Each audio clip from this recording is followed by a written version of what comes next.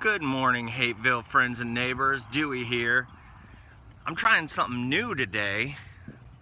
I am live streaming. You know, we usually make videos, but I'm taking my morning walk, and I came over here in front of the Discovery Montessori to put in a piece of free art. So I wanted to be sure that y'all knew that. There we go. Setting it right in there. It's the first time I've used the free art box. Thank you so much to Misty Lackey for creating this one. And Misty, I'll see you on Sunday at the bingo show. I'm so excited that you're gonna be there. Cross dogwood carefully. So, good morning, Deborah. Good morning, Patrick.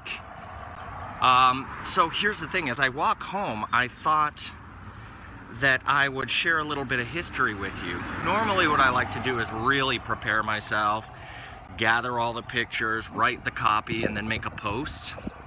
But hi Eric, good morning. But there's this house on Marina Street, and every time I pass it, I'm like, God, that story is so complicated, but I need to let people know about it. And I'm hoping that the person, whoever owns the house, learns about it, so if you know who lives in the house. But I'll turn right on Marina and I'll tell you about this, and I'll remember as best as I can, and then when I get home, what I'll do is I'll find the pictures that I have to corroborate the story and the article and stuff, and I'll put it in the comments. So it's a new way, as I've gotten busier and don't have the time to sit down and actually flesh out these posts. It's a new way I'm trying to share the history. Good morning, John, all the way down there in Florida. So I'm walking in Hapeville. I just turned on Marina Street, which I'm suspecting at one point in its history used to be called Merino Street. And the reason being is the house that I'm coming up to is 576 Marina Street. But the article that I found from 1928 describing the story I'm about to tell you about says the residents at 10, because this was before houses were renumbered here in Hapeville, 10 Merino Street, not Marina, but Merino. And that's what got me over here a few months ago after I dug up this research trying to find 10, and I was like, oh, it's all in the 500s here. Okay, so it's been renumbered. And then the fact that it was Merino, I was like, was there a Merino? And it got eaten up by the airport because we lost a lot of the town to the airport expansion. But as things happen, things will click into place, and I figured out exactly where 10 Merino Place is. It's actually 576 Marina Street.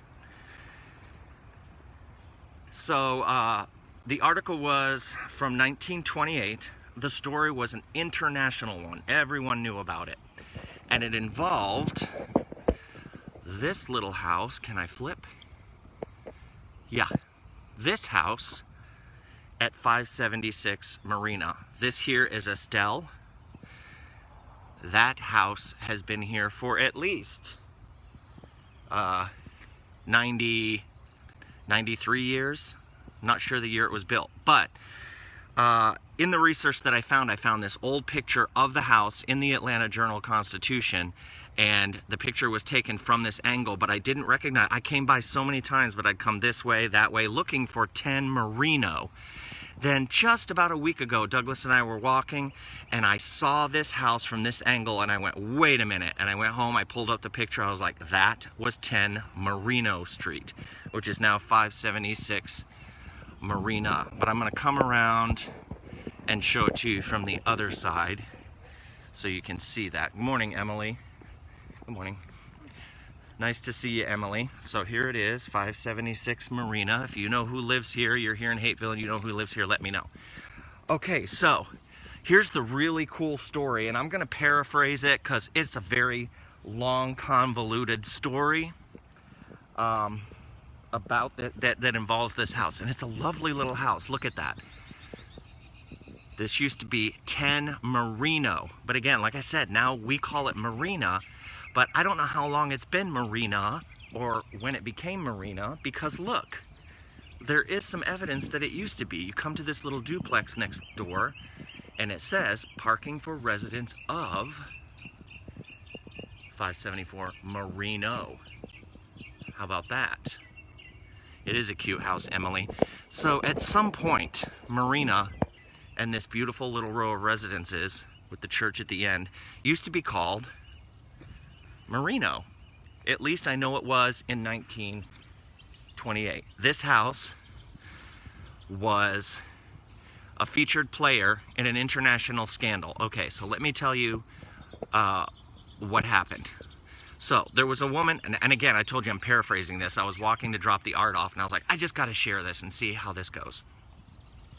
There was a woman named Mamie. Mamie was the mother, Lois was the daughter. I can't remember their last names, but Lois was about 17, 18 years old. I can't remember, in 1928. Anyway, little Lois lived here at 10 Marino. She had a job up at a factory in Atlanta. I'm gonna flip this back around. Lois had a job at a overall factory up in Atlanta. One of her bosses there was a man named Clinton Carnes. I'm gonna paraphrase all of this. Clinton Carnes at the time was the head accountant for the Georgia Southern Baptist Convention. Not 100% sure what that organization is. I know it's a religious organization, and I know that they had the orphanage here in town. So anyway, this young girl was working up there. She met Clinton Carnes. Clinton Carnes was an extremely respected, honorable, influential, wealthy man in Atlanta 93 years ago. He had a beautiful house up there. I can share the picture of that because the house is still there. And what Clinton Carnes did was become smitten with Lois, who lived in this house, and one other woman who was a Norwegian, but she didn't live in Hapeville, so I leave her out of the story. She was a Norwegian, but they were both very young, and they both wanted to move to Hollywood to be in the pictures. They wanted to be movie stars, and if you remember, back in 1928, it was silent pictures. The media, the industry was new, but it was very, very exciting to everyone. So Lois, who lived right there, wanted to go to Hollywood and take acting classes and become a movie star. So Clinton Carnes, he funded that for her and for the other person. Sent her out there, and Mamie, the mother here in Hapeville, she stayed at her house. She would receive the money and then send it out to her daughter. That happened for about a year, I think it was. And then, all of a sudden, Clinton Carnes disappeared. Nobody knew where he went. And so, and I'm not sure of the exact timeline, but what happened was the Georgia Baptist Convention, they started auditing their books because, as I mentioned, he was in charge of their money. Whatever his job was. I say accountant, but it had a more technical term. But he was in charge of all their money. Over $1 million was missing, and so was Carnes. And now, little Lois had left Hapeville and was out in big bad Hollywood, and no more money was coming, and she couldn't figure out why. So they're searching for him and searching for him, and many months later, and this was all over the news at the time, that this prominent Atlanta man was missing, and that this poor little girl had to come back to Hapeville, to 10 Marino Street, and give up her dreams of being a Hollywood starlet. All that ended, but it was all over the news. Clearly the man had stolen the money and gotten out of Dodge. And he did. They found him in a hotel in Winnipeg, Canada, and they extradited him back here, and it was a huge media spectacle, as huge as it could be back then. They brought him into Union Station on the train here in Atlanta, and there's a picture of this huge crowd waiting for Clinton Carnes to come back. And, you know, everyone's hollering, "Kill the beast," because he stole so much money from the Southern Baptist Convention. Turns out they dug deeper into this guy's past, and he had been in prison before for doing similar things, for being a con man and stealing money. And so he got this job with the Southern Baptist Convention back in 1925, 26. They never checked his background. He was just another white guy. We can trust you. And he stole all that money.